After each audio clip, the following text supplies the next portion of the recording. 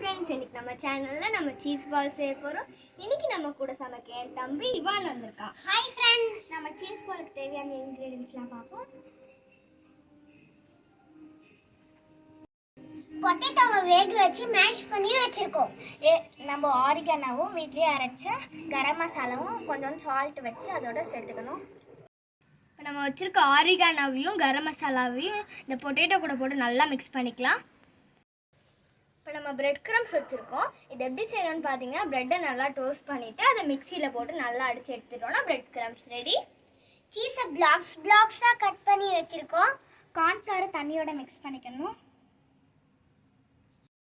இப்போ நம்ம மரச்செக்கெண்ணெய், நல்லெண்ணெய், கடலெண்ணெய் தான் எப்பவுமே நாங்கள் யூஸ் பண்ணுவோம். அதை நம்ம கடாயில் ஊற்றிக்கலாம். இப்போ நம்ம வச்சுருந்த பொட்டேட்டோவை எடுத்து ரவுண்ட் பண்ணிவிட்டு ப்ரெஸ் பண்ணி உள்ளே சீஸ் வச்சுக்கணும். ஒரு சீஸ் க்யூப் எடுத்து இதுக்குள்ளே வச்சு நல்லா ரவுண்ட் பண்ணிக்கணும். திரும்ப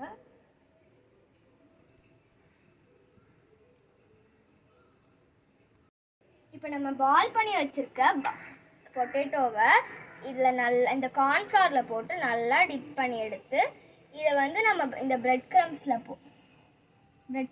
போட்டு நல்லா இது பண்ணிவிட்டு இதில் பொரிக்கிறதுக்கு போடணும்.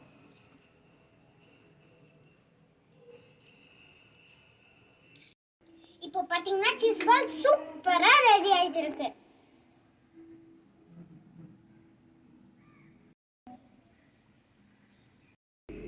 இப்போ இந்த சீஸ் பால்